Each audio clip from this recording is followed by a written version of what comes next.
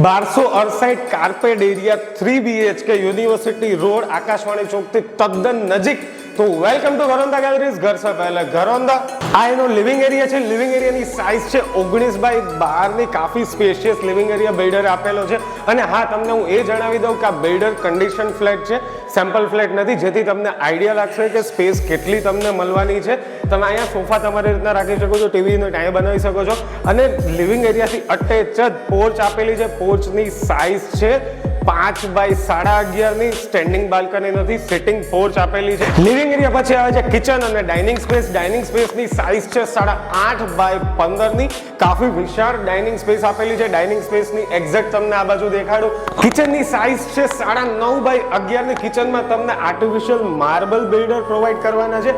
અને પ્લેટફોર્મની સામે તમે જોઈ શકો છો સર્વિસ ટેબલ બી આપેલું છે. સર્વિસ ટેબલમાં બી આર્ટિફિશિયલ માર્બલ બિલ્ડર પ્રોવાઈડ કરવાના છે. અને હું તમને એ દેખાડી દઉં કે આખા ફ્લેટમાં જે બાથ એસેસરીઝ છે તે જેગુઆરની પ્રોવાઈડ કરવાના છે. અને કિચન અટેચ છે, વોશિંગ એરિયા આપેલો છે.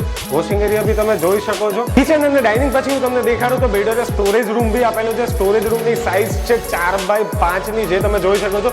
સ્ટોરેજ રૂમની એક્ઝેક્ટ સામે હું તમને આ દેખાડું તો ફર્સ્ટ બેડરૂમ, જેની સાઇઝ છે 12x10 ની. સેકન્ડ અને થર્ડ બેડરૂમ માસ્ટર બેડરૂમ. આ છે સેકન્ડ બેડરૂમ. સેકન્ડ બેડરૂમની સાઇઝ છે 11x14 ની. આની એક્ઝેક્ટ સામે આવે છે થર્ડ બેડરૂમ. થર્ડ બેડરૂમની પણ સાઇઝ છે 11x14 ની. તમે જોઈ શકો છો વોર્ડરોબની સ્પેસ બી આપેલી છે. અને હા, તમને એ જણાવી દઉં સેકન્ડ અને થર્ડ બેડરૂમમાં 2 સ્ટેન્ડિંગ બાલ્કની આપેલી છે. જો તમે અમારો આ વિડીયો ઇન્સ્ટાગ્રામ અને ફેસબુક ઉપર જોઈ રહ્યા છો તો અમારા પેજને ફોલો કરી લો. યુટ્યુબ ઉપર જોઈ રહ્યા છો તો લાઈક અને સબસ્ક્રાઇબ કરી લો, જેથી રાજકોટના અવનવા પ્રોપર્ટીના વિડીયો ઇઝીલી તમારા સુધી પહોંચી રહે. તમે ઘરોંદા ગેલેરીની પણ મુલાકાત લઈ શકો છો. અમે કોઈ બ્રોકરેજ નથી લેતા, તો કોઈ ટેન્શન નહીં લેતા. આપણે મળીશું નેક્સ્ટ વિડીયોમાં.